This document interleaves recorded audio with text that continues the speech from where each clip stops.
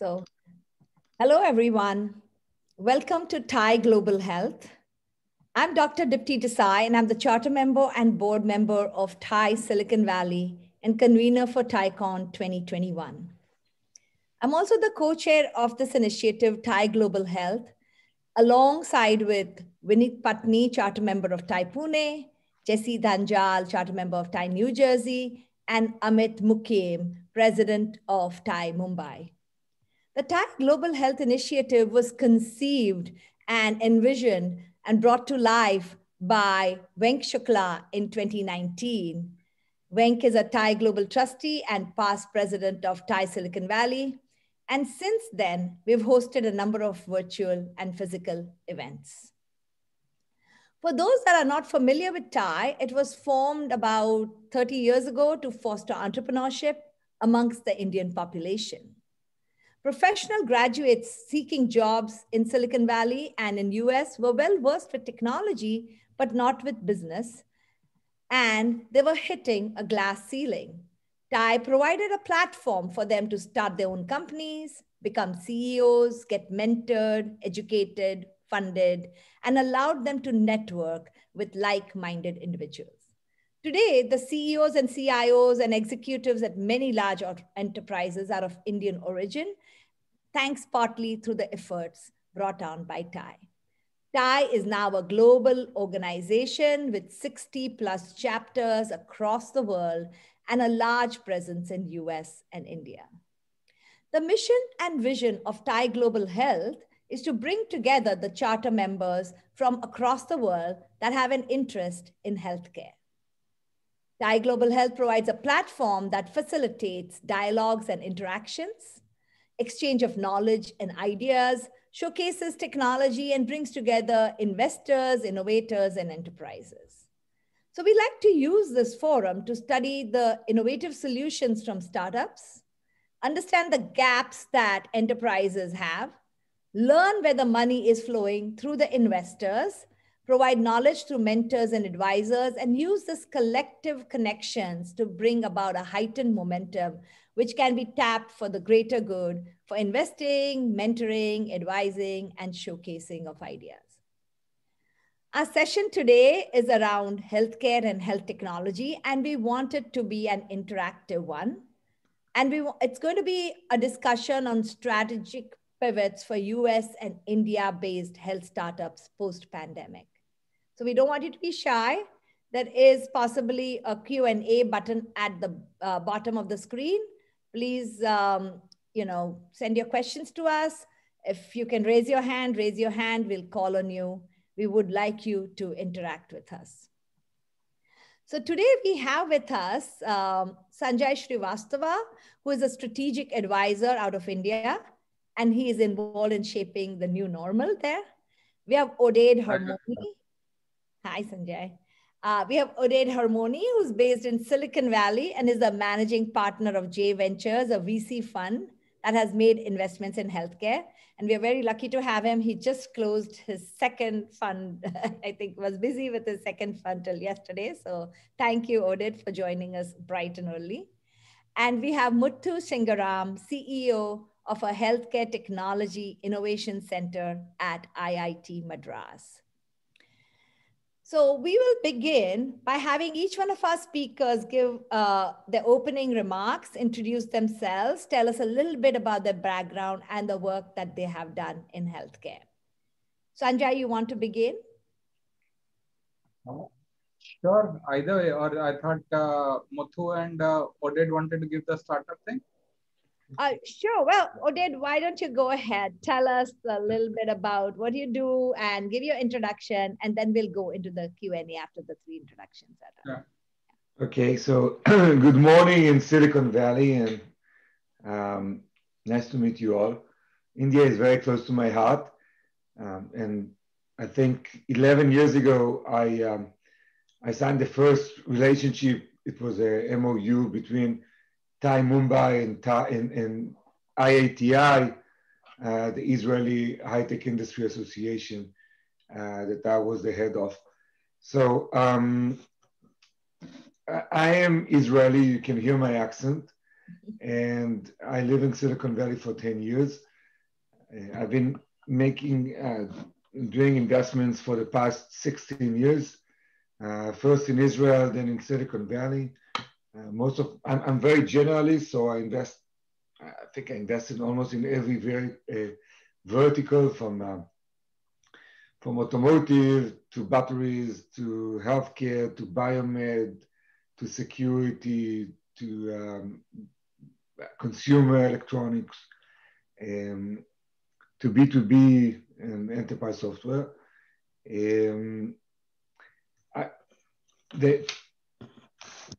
The past 10 years, I've been investing through two funds, and this is my second fund.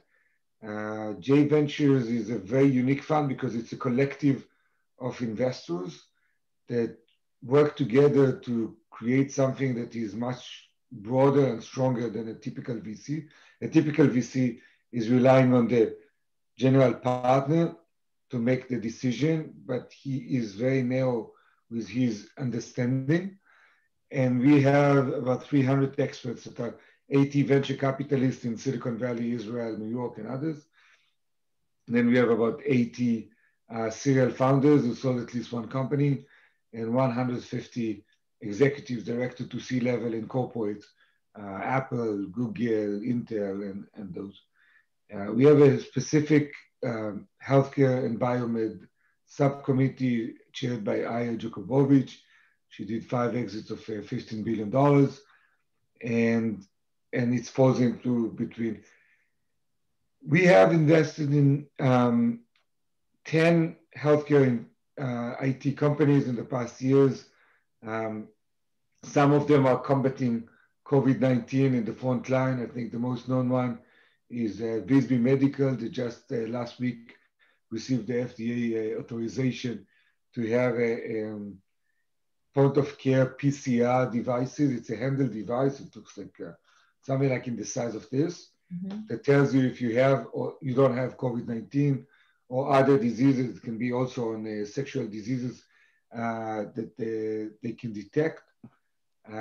This is a company that grew since we invested on May from 60 employees to 617 in Silicon Valley. So not Indian kind of numbers, but Silicon Valley numbers.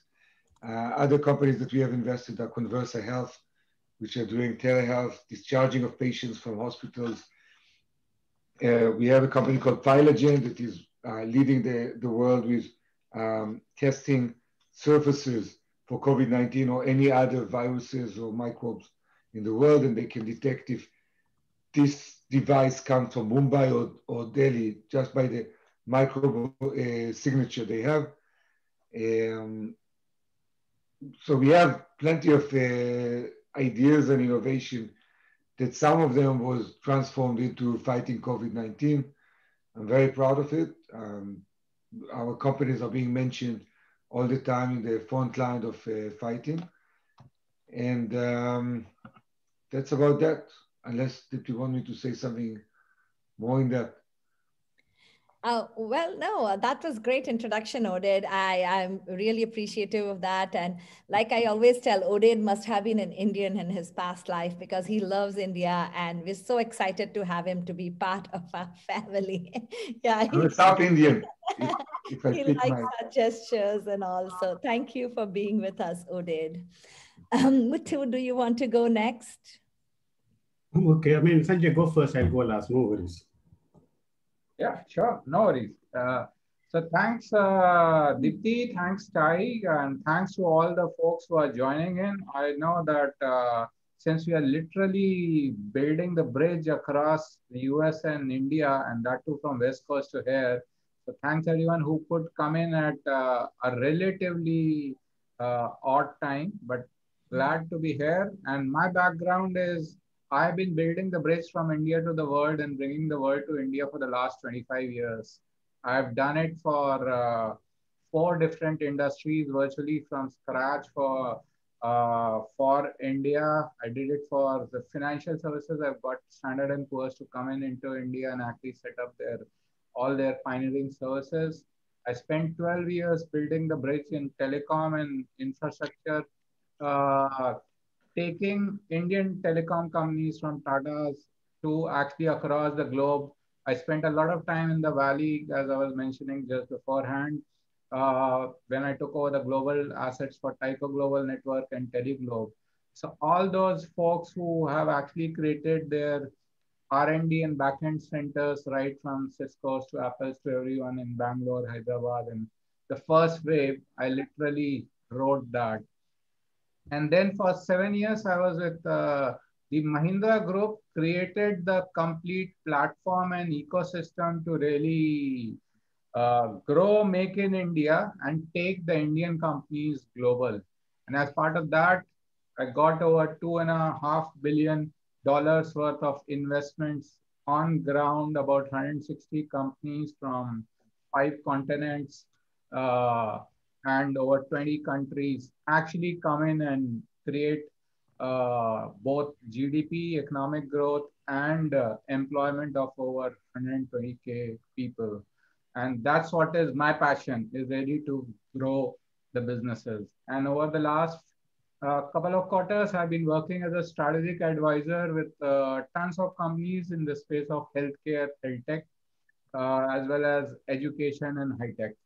And with that kind of a background and looking at what happened in 2020 in COVID-19, I firmly believe that this is the time when we can actually build the next big bridge in healthcare and health tech, and a set of situations which were there in COVID-19. As they say, every challenge is an opportunity.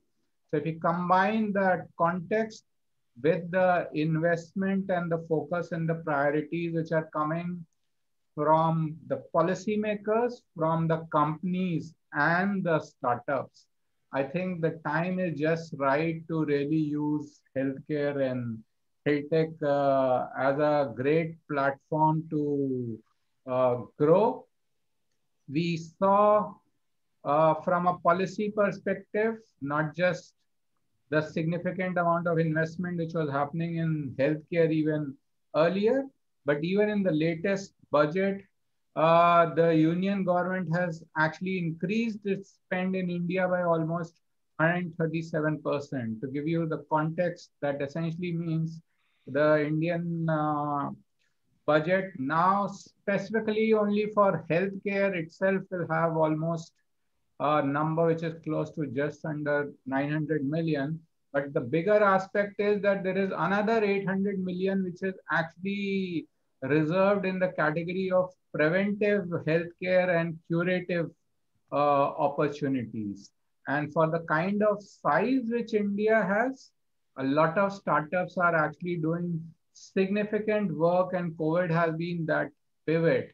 So if a significant amount of this budget and the strategic initiative which is coming in, if that gets combined, then we have significant opportunities to combine the technology prowess of what US has been ahead of the curve in Silicon Valley as well as in some of the other countries, and combine it with the ingenuity and the scale which a significant country of our size with $1.32 billion, sorry, 1.32 billion number of us which hold. So that's the significant amount of the overall context I see. And I'll be happy to get into more details as we get into that. Thanks, Deepti. Thanks, Sanjay, for that introduction. I know we have a lot of people attending from India, so that would be relevant to them. So Muthu, do you want to introduce yourself and tell us a little bit about what you do? Okay, thank you so much. First of all, I must say thank you to Sanjay, who sort of got me to do this, and thank you to TiE Global to having me here. For the last 25 years, primarily I've been working with startups in North America, UK, and in Southeast Asia. But 12 years ago, I moved to India.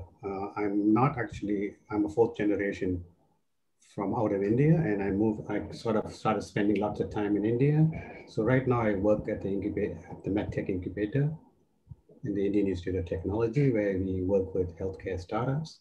We have about 70 odd startups working out of there. And we also have a research lab. So we're probably one of the most unique parts anywhere in the world where you have two parts to it. We have research and we have a incubator. And it is an independent society running out, fully owned by ITM Trust. So we have mostly, we are very flexible. We're able to do many things out there. Some of the technology we address affordable, accessible, and of course, often people forget about ability and accessibility. They all talk about affordability. So we have, for example, a mobile surgical unit, which goes out and does eye surgery. It's the only one approved by the government of India. We also have mobile eye care. Without actually dilating the eye, you can detect early detection of eye defects and so on. We also do point of care devices, which you can do from remote areas for immunoassay testing, which right now you have to send most of the bloods to the city. So it's just some of the things we do down at the center. So I think that, as we've already spoken a lot about what we're going to talk about this morning, so I think I will hand that back to you, and then we will just see what questions from the audience and what the conversation with the other panels that I think would be the right way to go about. Thank you, Muthu. Muthu belongs to two organizations, I feel, TIE and also IIT, two strong presences in India. And so finally, to close this round of introductions, I am Dipti Desai. I did my PhD in cancer research, my postdoctoral work in genomics. I worked in companies like Syntex and Siva that got acquired by Roche and Hux. And I also worked with NASA to transfer technologies I developed at Stanford and adapted them for space research. Today, what I like to work on with is startups, especially those cross-border startups, connecting the ones from India with customers and investors in the US, and those from the US with the markets in India. And, you know, the pandemic brought to light that we have a broken healthcare system, and, you know, it needs a huge technology infusion into healthcare. And that's what we are seeing today. So it's really, really very rewarding to see that. And so one of the goals I have is to help improve and integrate care and make it more effective and efficient. I think that's it. So with those introductions, let's move on to today's topic. As you know, COVID-19 has put the spotlight on healthcare, and healthcare has become the top agenda for businesses, for countries, for people. And you saw firsthand accelerated vaccine development, real-time health monitoring, and scaling of healthcare infrastructure. And all of these areas are now positioned for quantum growth, right? So every challenge offers opportunities to create new value-added solutions. As a result, we are seeing a number of startups that are diving right into healthcare vertical to address many of these challenges and create effective solutions through rapid product development. You know, the TIE Global Health SIG, which is made up of many of you, is the perfect position to synergize this expertise of large enterprises in healthcare and the vibrant ideas oozing out of the minds of the startups, right? So combination of these strengths across US-India business corridor can be a great win for founders and companies from both countries. And you'll hear from Oded and how successfully they have done it in Israel and US. And there's a lot for us to learn from over there. So we want to hear and discuss today opportunities for startups to reshape the healthcare landscape. And you know, what we want to do is we'll be asking questions to the panelists and hear their take on this topic. But mostly we want you as an audience to come and interact with us, ask your questions in the Q&A box or raise your hands, and we'll get your inputs and insights and answer any questions that you have. So while the questions come in, what I'd like to do is begin with a few of the questions that we thought would be useful to address today. And to begin with, I would like to ask our panelists, like, what opportunities do they see for startups to reshape the future of the healthcare landscape? Muthu, since you work with startups, do you want to go first? Thank you. Yeah, I think we need to be cautious. There is a lot of opportunity out there for healthcare for sure, but the time horizon for healthcare, people have to also startups must be willing to write that time which they need to achieve something out of what they're doing. And also the investment requirements are much, much more critical, especially things like drug delivery and so on. So I think anyone who gets into healthcare, yes, there's definitely lots of opportunity. It's like 20 years ago, everyone went to engineering school and became an engineer, especially in India, and they were all told they'll earn big money. Then about 10 years back, everybody went to MBA school to earn bigger money. Now the big talk is you become a startup and you make big money. So I think these are some of the things startups before getting in, they need to be cautious. But for sure, a place like India, I mean, I have spoken about this. Telemedicine is nothing new in India. It's been there for almost 20 years or so, but never got approved or was not popular. But in the last 1 year, almost every startup is starting to give solutions in telemedicine in one form or another, video consulting. There are even companies just setting up WhatsApp on the business account and giving it, medical advice to that. Now, I did a conference recently with some doctors and engineers. So one of the doctors says, medicine is not like e-commerce. You can't do everything on a platform. You need to actually see the doctor. That's true. But at the same time, a place like India, where the accessibility, even though we have now achieved the required doctors per number of population, most of the doctors are not in all over India. They're in very specific pockets in the cities. So really lots and lots of these opportunities where startups can bring in is to help bring accessibility to them and also make sure it's affordable, they can get it at the right time. And I think that's the kind of solutions they should work on. I think later in the evening, we'll talk about some of those innovations which have been taken away from India, and it actually works well in the rich economies, like the reverse engineering, reverse innovation, which we'll speak about later in the morning, evening, wherever we are. So I think I let Uday and Sanjay add on to what I've just said. Uday, do you want to give the US perspective then? What Sure. you're saying?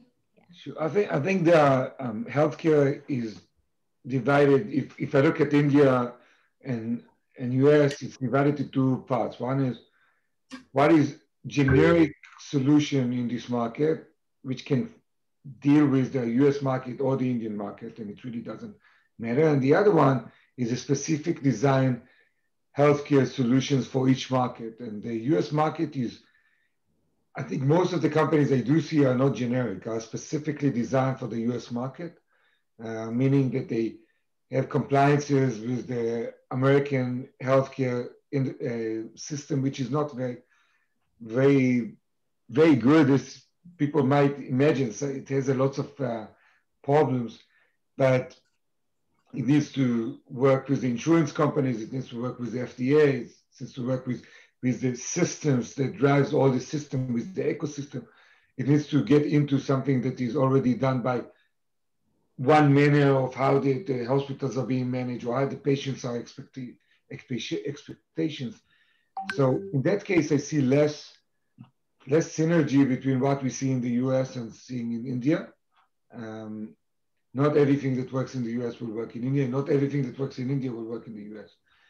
On the other hand, and in that matter, I would also mention that there's also price tags, that the US market is still more expensive than because of the system and the healthcare insurance that pays for it.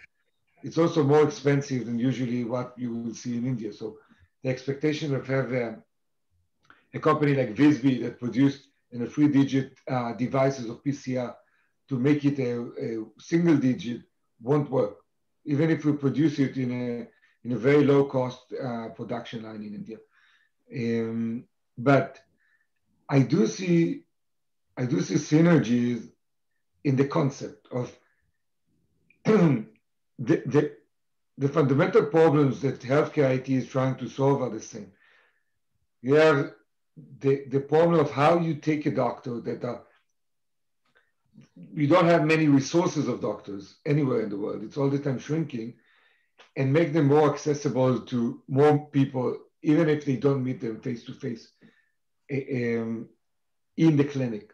So how we can take those kind of doctors and bring them to more rural places, how we make those doctors do 4 times what they used to do, because we always have more demand for doctors than we will have supply.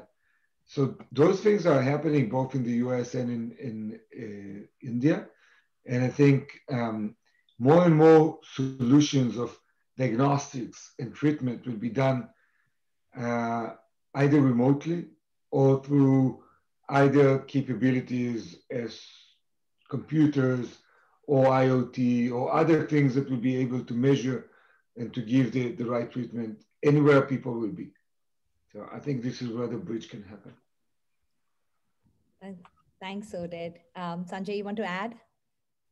Yeah, sure. So I think as I was listening to Oded and Muthu, and also the various startups which I've been working with in the healthcare, health tech, if you really step back, I think the key opportunities are emerging irrespective of what the part of the value chain they're working for. They work, everyone, I think the biggest opportunities which are emerging are in three areas. It's related to the areas of actually safety. Second is remote access. And the third is, can you really use disruptive technologies or disruptive mechanisms to reach out?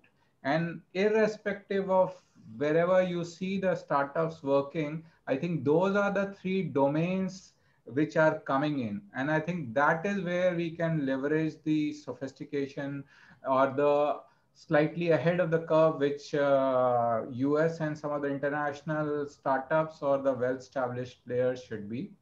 And when I look at these three domains uh, and go back, so therefore, in which specific areas the startups are really making a difference, I see there are two broad domains. One is the data and the other is technology.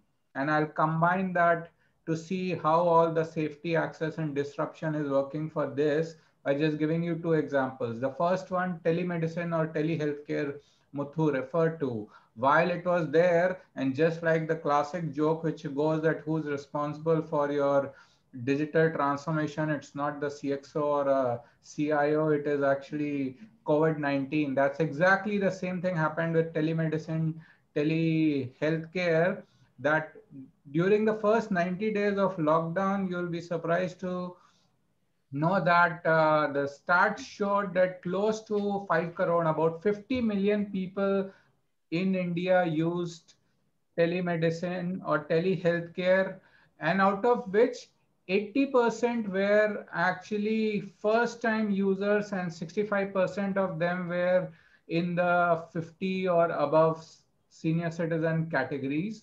The other interesting data point is that close to 60% of that was actually being done from remote tier 2 and tier 3 cities. So it was, that disruption was not really happening only in the metros where you still have the access, and that worked in the safety and the access part.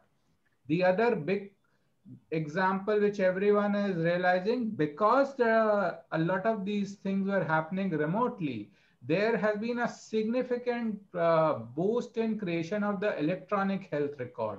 And that is again an area where we can learn significantly from US, and that's where the startups who know how to create the right data sets with the necessary level of safety can actually work in. Because earlier, even when they're in some of the more sophisticated environment or in the hospitals, and large part of it may have been in the private sector, a lot of that data was actually in silos.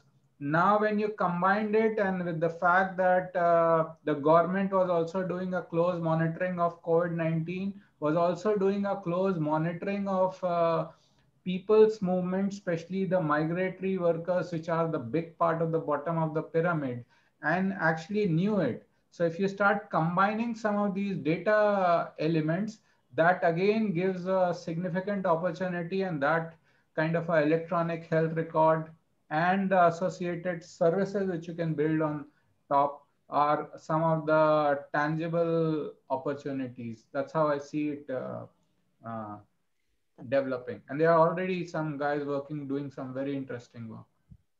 Thanks, thanks. So, what came out of this was there's a lot of changes and disruptions happening, especially adoption of technology, adoption of telehealth solutions. It used to exist, but the pandemic actually accelerated that whole adoption. So there was a question that came up in the Q&A, and I thought it's very relevant to this question. It's great to see technology adoption in the US and the world. Is even in the US, we didn't have telemedicine happening as much because the reimbursement codes were not there, payment strategies, and there's policy changes needed to be made.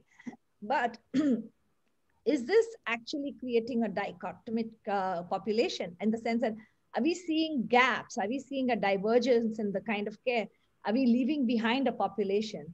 Do you see whether certain age groups or certain income levels are being treated better than the ones that are at the bottom of the pyramid? So is social determinants of health coming into play? And if so, what can be done about it?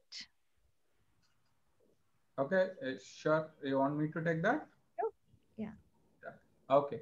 So, in fact, that's a very valid concern.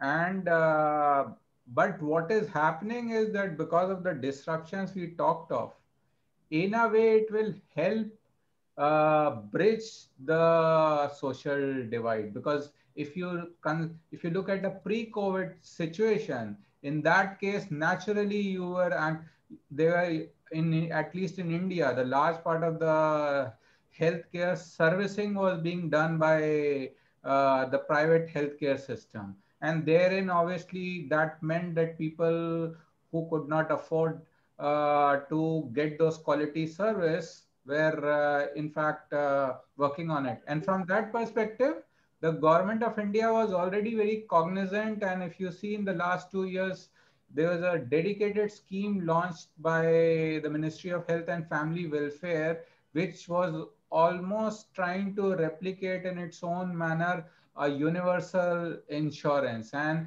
that was also driving access to even the existing private or the high category of that. So that initiative, if you combine it with the healthcare, remote teleconsulting and telehealthcare, it actually really disrupts the face. And then if you combine it with the aspect that the large part of the new allocations which are there, they are meant actually for this large bottom of the pyramid, and as well as a lot of focus on preventive and curative healthcare and sanitization. If you see, the focus is on there. So therefore, the direction is increasingly moving on what I would say is almost like a universal healthcare plan. And it has emerged very well that, in fact, even before COVID, the government of India had announced a plan, what is called as a national healthcare mission. And that had 4 elements.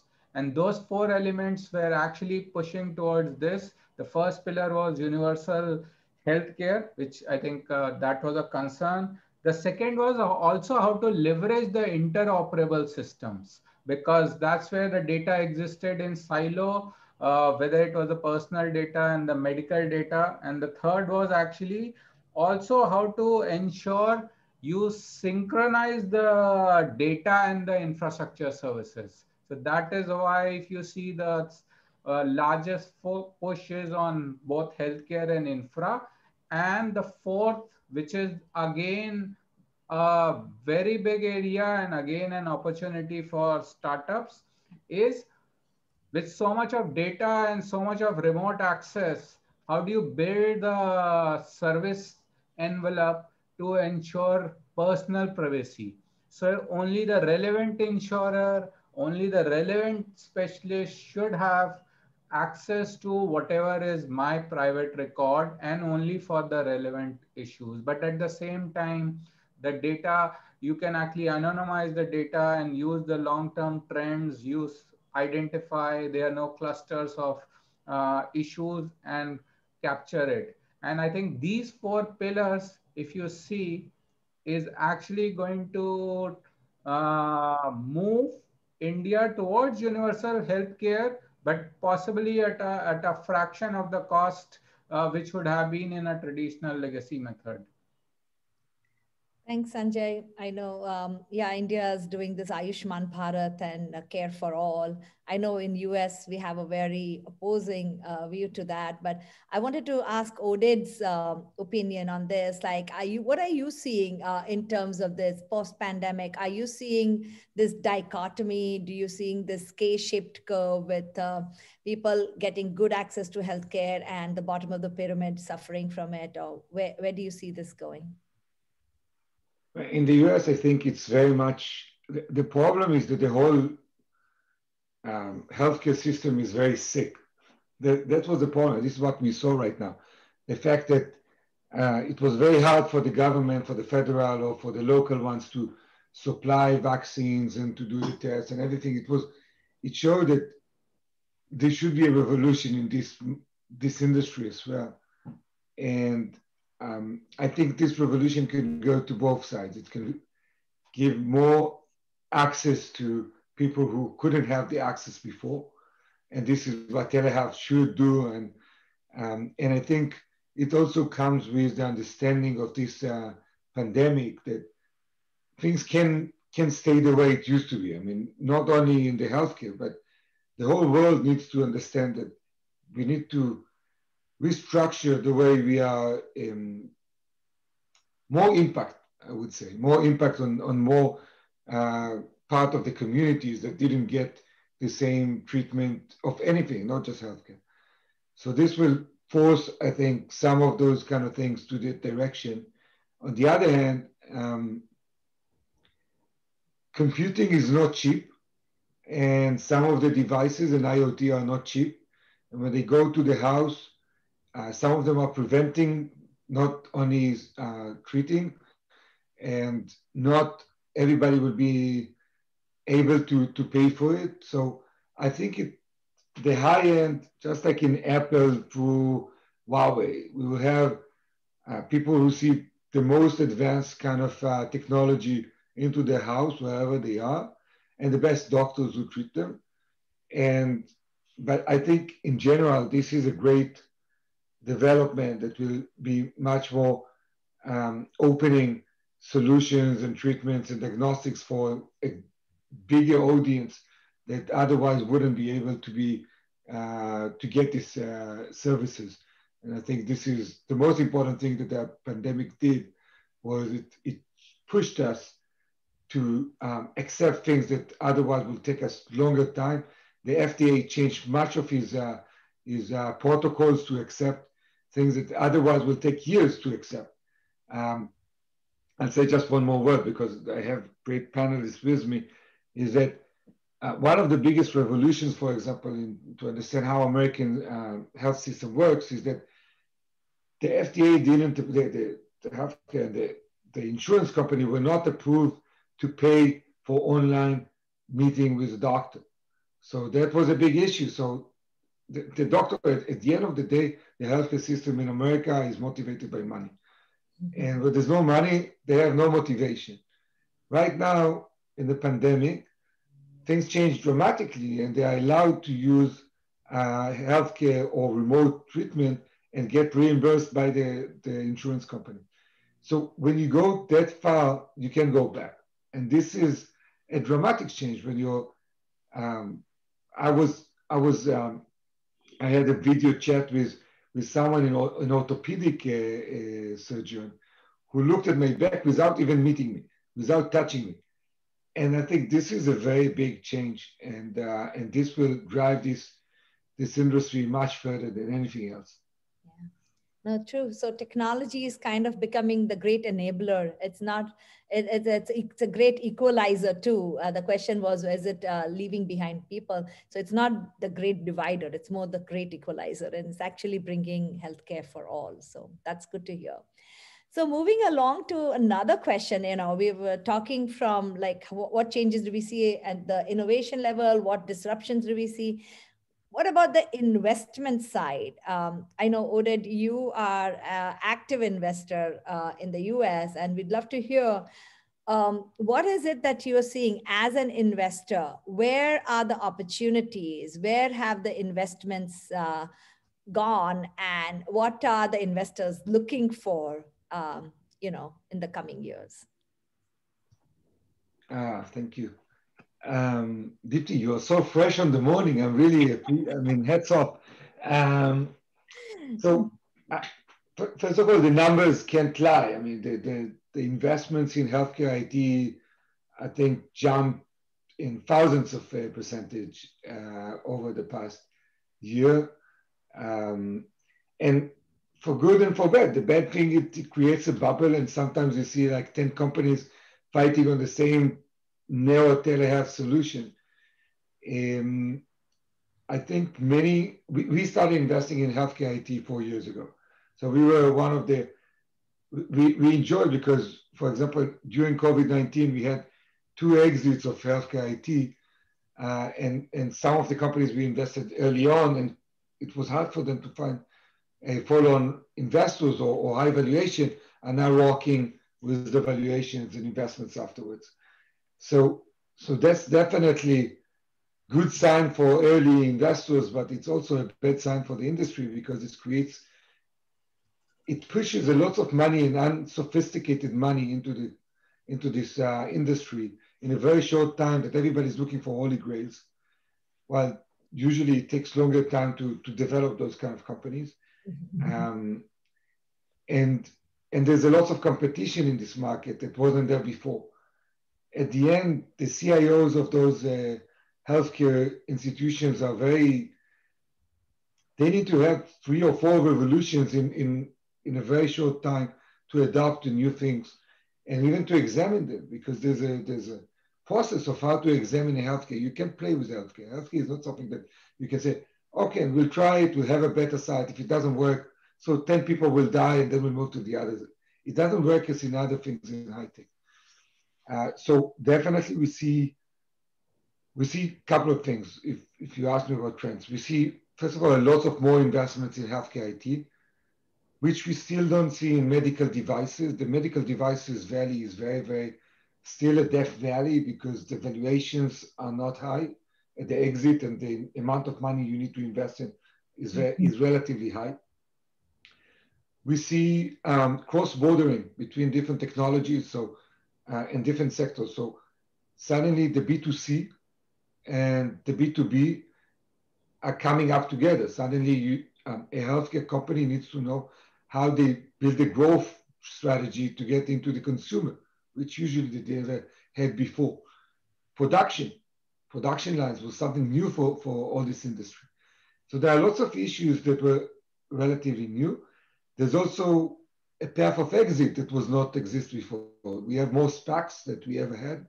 So suddenly those companies who are selling very few $1 million a year can have a way of exit into SPAC and become a public company very early in their life cycle, which would have taken them much longer. I think another area that it will be very much impact from is the biotech itself, not the healthcare IT, the biotech, but using healthcare IT disciplines from AI, for example. Most of the people in healthcare, in the traditional biotech healthcare, did not come from security, AI, product disciplines. They came from the biotech, biology, biochemistry, and chemistry disciplines. And suddenly, there's a lot of cross understanding of different areas, such as AI, for example, or how you manufacture things faster. Suddenly, you need to deploy millions of vaccines, but it's not only the production, it's also how you deploy them and how you keep them refrigerated. So there are lots of things that this industry never had to deal with, and suddenly they are looking outside of the main frame, that they were very isolated, and start looking outside what is interesting. And also the VCs are starting to think that way, which is new. I mean, biotech, the Orbimeds of the world, the biotech, medtech funds of the world were very, very in their own world. They didn't look outside. And suddenly they need to understand how security works, how shipment works, how B2C works. Finished. More cross-border and cross-disciplinary, is that what you're saying? That you're seeing more and more tech infusion and technology-enabled healthcare kind of. Right. IT. Muthu, Sanjay, you want to add to that? Yeah, in terms of funding, there is a whole lot of funding going out here, even at government level, but it is very specific. Unfortunately, a lot of it has been going into COVID-related activities. Now, I tend to agree it is very difficult in areas of, especially medtech and so on, with the scalability and acquisition is when they actually make money. So a lot of the investments are slow, but there are a lot of opportunities in the areas of AI in healthcare, for example, disease identification, diagnostics, drug discovery, especially imaging is something which, for example, a normal radiologist probably here sees about 100 chest x-rays a day. And probably 90 of them are perfectly good, only 10 has some issues. So there was a kind of a way to do that. It would give him more time on the 10, which he needs to spend more time and spend. So definitely those areas are there. It also bring the cost down. It will also help a country like India because it's a large country traveling out. I guess it's not only in India, it's also, for example, in Canada, where the traveling distances are very large. A lot of these things which are AI driven, which are virtual healthcare, it can help a whole lot of people, and startups working in that area should have a good opportunity. Another area which is possibly a good area is also robotic surgery and outbreak predictions and so on, because one of the things India did early on was coming up with the lockdown. And because they did the lockdown early on, they were able to actually mitigate a lot of the problems. They didn't actually solve the COVID-19, but they were at least, they got it prepared. The first 60 days or whatever, they got locked down. And now you see India is pretty open right now. And many other countries are going into lockdown. So I think there are opportunities in outbreak prediction. We may not be able to stop the outbreak, but at least we'll be able to do those. So I think things like AI, where the cost will be lower for startups to work in, could be an area of good, potential funding is my take. So for example, if you take years ago, cigarette prices in the UK used to keep going up. And we all used to complain, why is the cigarette prices going up? The reason they were going up, not for the government to make money, was to lighten the pressure on the National Health Service, which was not able to cope with the lung cancer patients. And if the hospitals were overwhelmed by all this disease, supposedly coming from, cigarettes or whatever. So like that, I think we need to look at opportunities. It's a comparison, but it's something like that we have to look how we could get a bigger, larger audience out there to be able to succeed. Sanjay? Sure, Sanjay. thanks. Yeah, I can.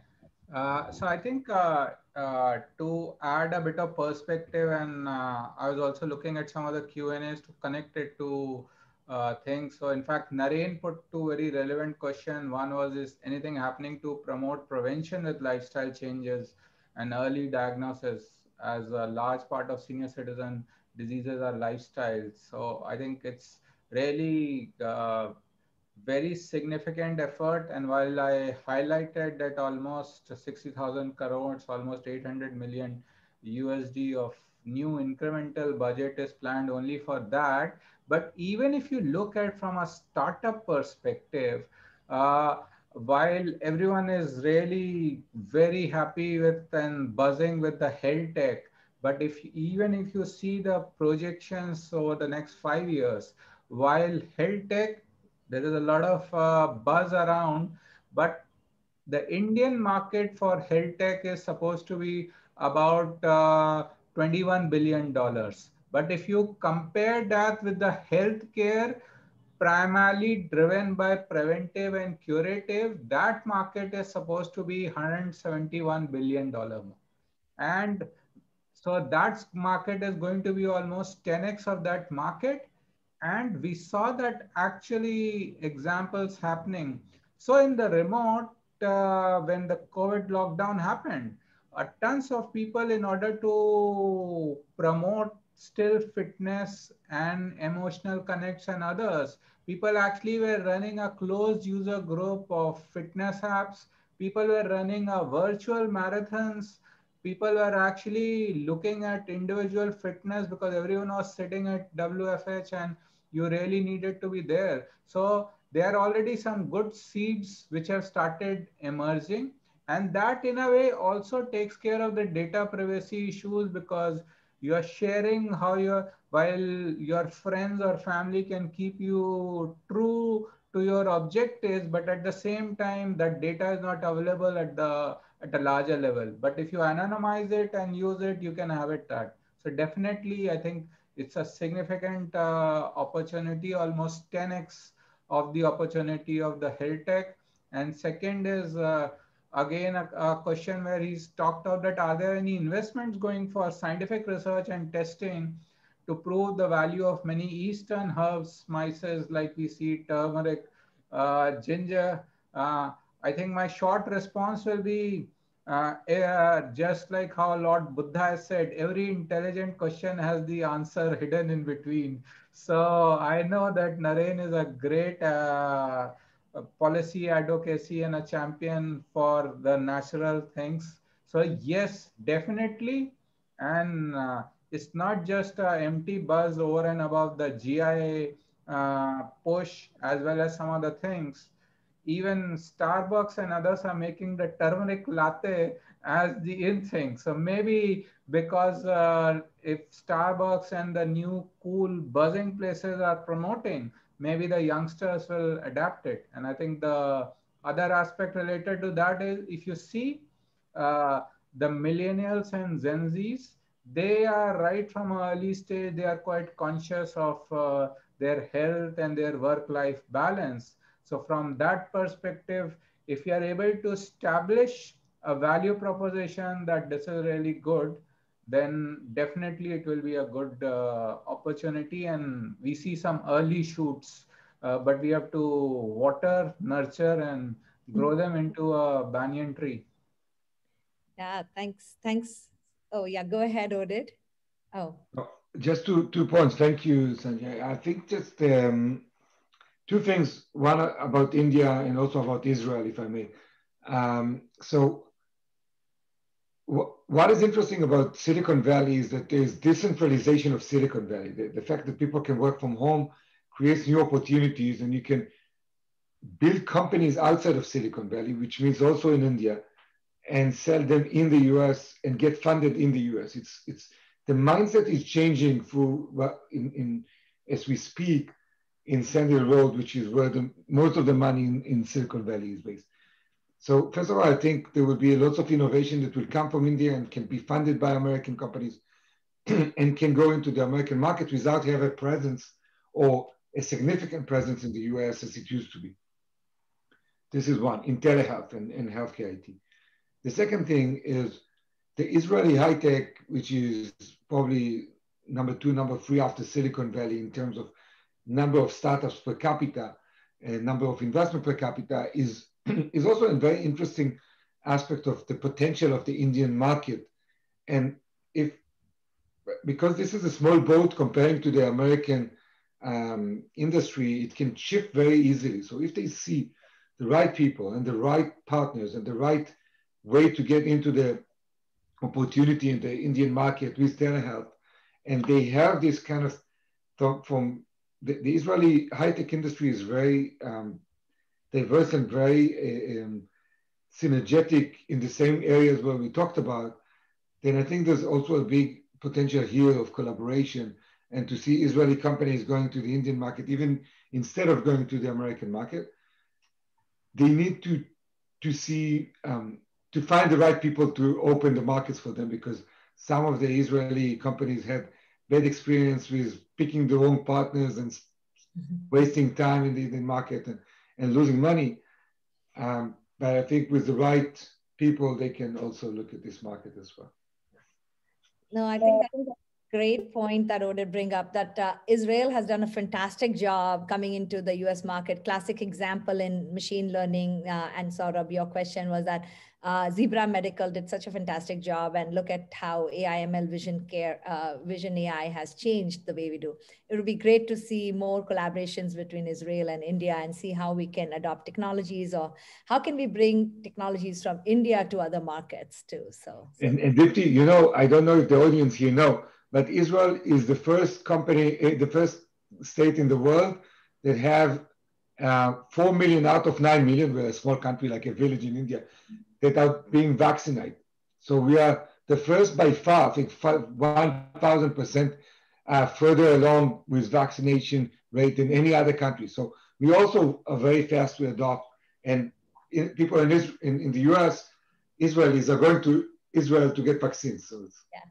No, that's true. It's interesting that you bring that up because I'll see the same parallel with India. We didn't develop, we did develop one of the vaccines, but development of vaccines happened across the world. But manufacturing and got made in India. And now manufacturing for the world and distributing to the world. I'd actually like to take, I know we're running out of time. We only have 4 minutes remaining, but it would be great to bring that up in this conversation. How is India manufacturing of the world for the world? What does it mean? Any thoughts from Sanjay or Muthu on that? Sure. Yeah, Sanjay, you want to... Yeah, sure. So very quickly, I think what I'll add is this is a classic example of how Make in India can really be a pivot both for made for India and made for the world. And if you see even in health space, while significant amount of work was done, it was not just the development, but the fact that there was a significant amount of inventory, close to $300 million worth of investment was actually taken on a large bet for Covaxin to get it created is a classic example to see that how you can really innovate at scale and at cost effective thing.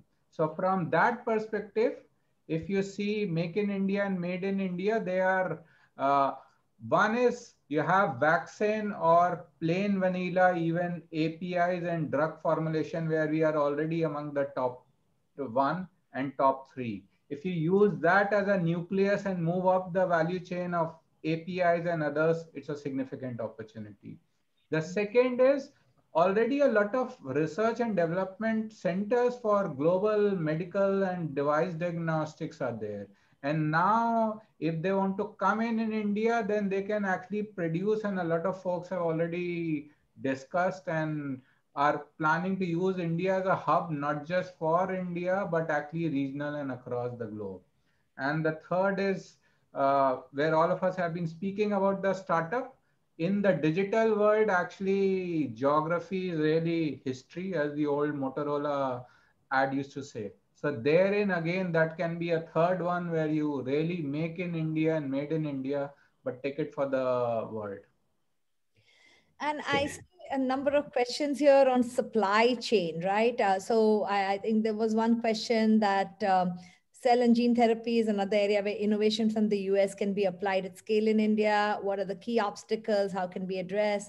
And then how is investment environment for pharma tech companies? What are cross-border startup focused on digitization of manual pharma outsourcing supply chain? So anybody wants to talk about the broken supply chains? And I also wanted to bring into the mix about infectious diseases. Those were like all forgotten and not many people working. And suddenly the pandemic comes and there's a whole bunch of interest in infectious diseases. I know a couple of the people in the audience here are working on tuberculosis, etc. So any thoughts on those? I know there's a lot of questions. We can't do justice to all. I also want to ask the panelists if they feel comfortable sharing an email address where these audience can continue interact. Please feel free to send an email out in the chat so that they can reach out to you after this conversation. But again, back to the questions. Anybody wants to take those? Yeah. So Muthu, you want to take one or two of those connecting ones related to the startups and the scaling? Yeah, I think scaling will always be a problem because whenever we, even in the center, when we want to make one or two pieces, it's always very difficult. So unless the supply chains are much better in position, it's going to be much more difficult for startups to do things. But saying that, the 3D has come along and helped a lot of people by being able to make their first prototypes fast and quick. So I think those are some of the solutions can be used. And for sure, you asked about pharma. Pharma, of course, it's a long-term investment. So only larger organizations will probably have enough money to pump into it. So startups may not be able to get into that area. So this is something I think startups will need to think through how long they can last before getting in. And to answer your last question, any of the startups out there would like to come and speak to us at the incubator in terms of anything, we will be more than happy to work with them. We'd be delighted to work with them. We've got over 70 startups, and now we have no more space, so we're taking virtual startups as well. So there's so much happening. So there you are. So I think that's my take, Sanjay. So your take. So I know Oded needs to drop off, but I just wanted to thank him before he left. And I don't know how much time others have to hang around, but thank you very much, Oded, for coming here. And any one word advice for the investors out there? Just one sentence. I think you are in good hands when Tai is there. So I think listen to good people and collaborate with each other. I think this is the best way. And thank you so much, Dipti and Sanjay and Muthu. Thank you for having me. Thank you. Pleasure. Pleasure. Thank you. Bye-bye. Thanks. Bye. Sanjay, Muthu, I don't know what your time commitments are. I do have a 8:30. We can stay for a very quick few minutes. Okay. Yeah, so that we actually do a quick justice to the pending question because we still have 40 plus members here. Okay, why don't you go ahead and start addressing some of those questions, and then maybe at the end we'll just do closing remarks by two of you if there's something else you want to add beyond the questions. Yeah. Yeah, so I think tons of questions which are among the pending ones. We saw the opportunities for US healthcare. I think we talked about it, and yeah, one of the aspects I think they are asking about. I think Saurabh is asking about AI ML, and as well as with the how will the telemedicine will get paid. And I think it really boils down both of them. If you step back, and it boils down to the business model which you want to follow.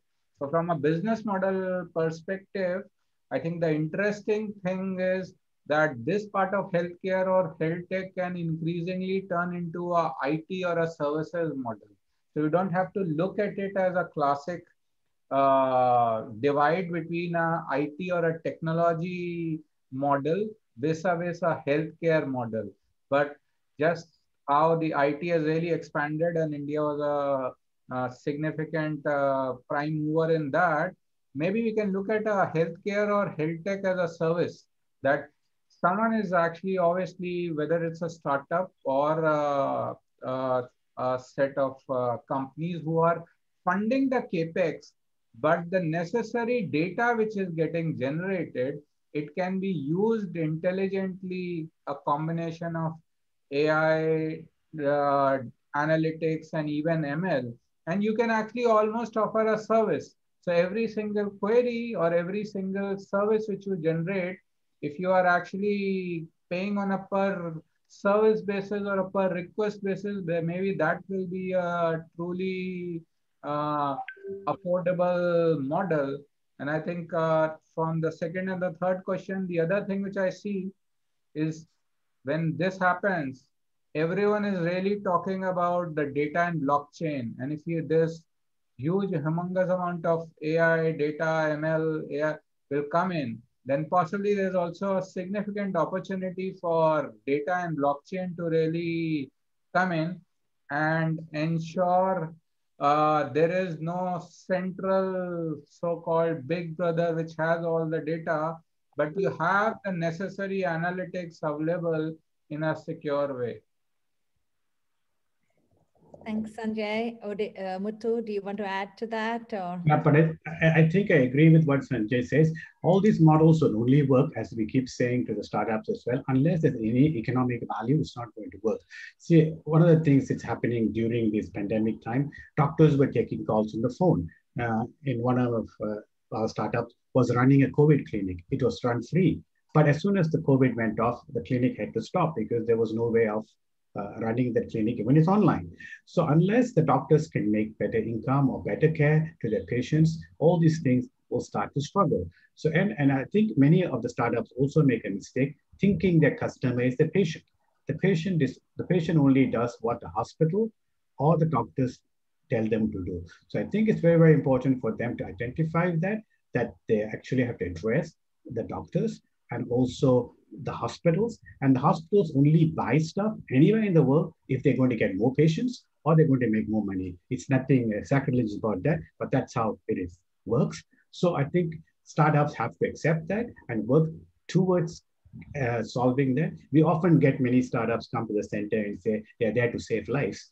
But unfortunately, that is the aim. But things don't get happening for that only. You need to have economic values.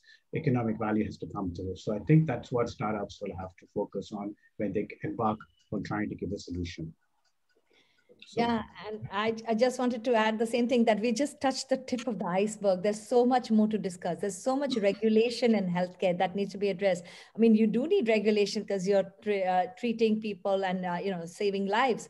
But at the same time, how can you balance those regulatory requirements with faster care, cheaper care? India is so well known for its really low cost knee surgeries and tourism and healthcare. How can we take that to the world? How can we do more of that?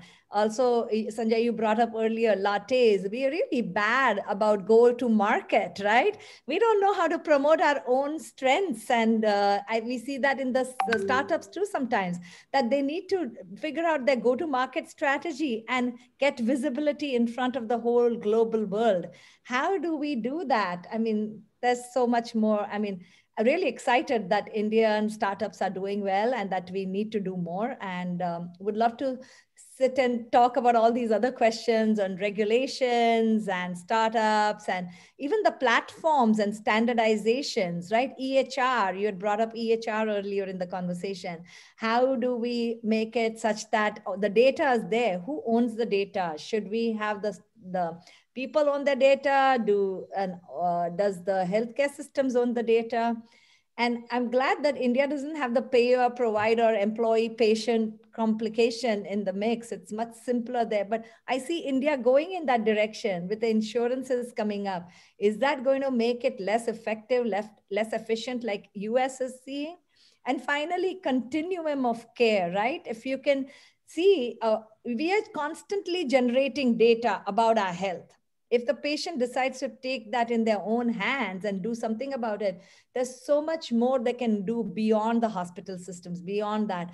And how do we go about it? Is technology the answer there? There's so many questions, but I know we've run out of time. So I guess we should end there. Any parting one sentence advice you want to give to the attendees that we have here? Maybe if there's just one line of advice, what I will say is that there is significant opportunity. And if you think time is money, I'll leave you with a data point that India in under 60 days created from virtually nil levels to 10,000 crores, $1.6 billion worth of PPE market, and at the world's lowest cost. So that is the kind of scale which you can operate. And the second reflective point I will leave that all of you are working on it. I think you also need to, I think Naren also referred to some of the questions. You need to look at a higher purpose, because if you are working on this, there will be profits and there will be scalability and valuation. But this is a unique opportunity where you're getting to work on saving lives and at the same time generating livelihood. And if that doesn't drive your passion, what else can be? So the future can only be significantly bright. I'll stop there. Thank you. Since you said one sentence, Yes. I think the startups should try and solve a problem and not take a solution to a problem. There you go. Solve the problem. Don't, try to solve the problem. Don't take the solution to the problem. Don't have a solution that you're then trying to find a problem for. Right? Absolutely. I know. With that, I'd like to end, but I know there is one raised hand from one of our esteemed charter members, Naren Bakshi. I don't know. Mohini, can you, is it possible for you to give him the mic? Yes, of course. Oh, can you? There we go. Dipti, congratulations to you for doing what you're doing. I'm in Jaipur, but so delighted to see that you're connecting Israel, India, US, and the best solutions will come from East and West. So let's figure out some way to make that happen. More of those turmeric lattes. Let's make it happen. Yoga and lattes will do much more. And meditation. Meditation, yes, so much. Yes. So congratulations. Thank you, Narenji. Thank you, Sanjay and Muthu and Oded, who had to leave us early, well, on time, I guess. But thank you all for contributing towards this really vibrant discussion. I know that the attendees also did an amazing job asking us questions. We couldn't keep up with them. There's so many of them. So I was asking you all to share your, connection emails or whatever way that they can connect with you. Please feel free to continue the conversation beyond this. And we look forward to doing more of these events with you at least once a month. That's what we are trying. We have other co-chairs. I don't know if any of my other co-chairs are on this call, but if they are, I would like them to say something, but you will hear from them soon too in one of our future events. Thank you. And thank you for spending time with us. Thanks so much, Deepti and Thai Global, and thanks Naren for staying back right till the end, and really appreciate everyone for stretching their time. It's a pleasure to connect, and I think Jesse is there. Of course, Mahavir is there. Yeah. He's always the first person to come and always the last person. So no surprise, he's very much here. Jesse, do you want to say a few words and then Mahavir to close the session?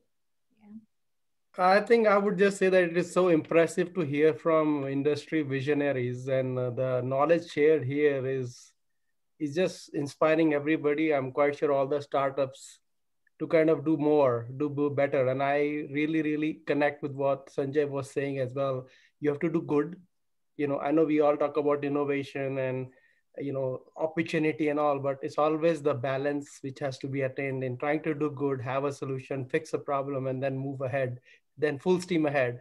India is a great opportunity, an opportunity where you combine the good part as well as the being able to use what India has to offer and offer to the world. And I'm really onto the train with India. So that's my last, that's my, comments on this. Thanks, Jesse. Mahavir?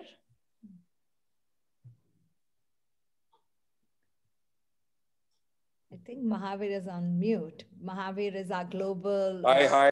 Oh, there he is. Yeah. Hi, Mahavir. Hi, Sanjay. How are you? Very well. Good to see you. Yeah. Thank you, Mahavir. I mean, we just wanted you to say a few words, but what I was trying to say also is that it's really impressive. And I think somebody else said that, Naren said that it's great to have this Thai Global Health platform because it connects really, literally so many chapters across US and India. And as healthcare is becoming global, it's good to see Thai Global having healthcare.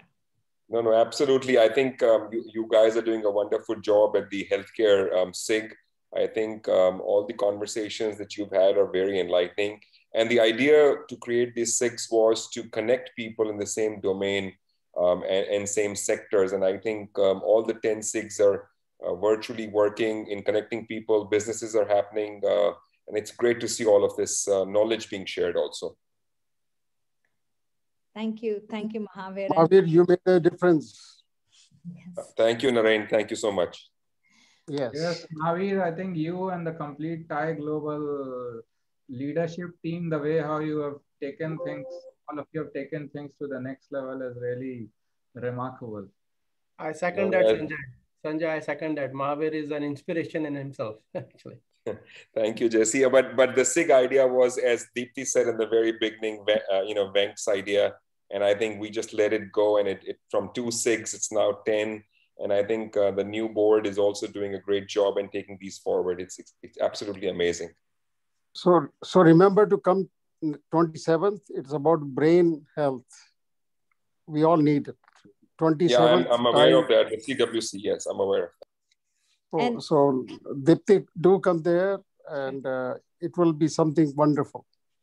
Yeah, something to look forward to. And talking about future coming events, we will be having other Thai Pune is doing the Thai the ThaiCon, and there will be a health component to it. Thai Mumbai is doing ThaiCon, and there'll be a health component. And Thai Silicon Valley is doing a ThaiCon May 6th, 7th, 8th. So please block your calendars for that. We have some amazing speakers already lined up. We have the CEO of Gilead coming. We have the CEO of Illumina. We have the Peloton, the bike and exercise company presenting. We have Innovator thinking of coming in, and we have Lean Task. We have a number of different speakers coming in over there.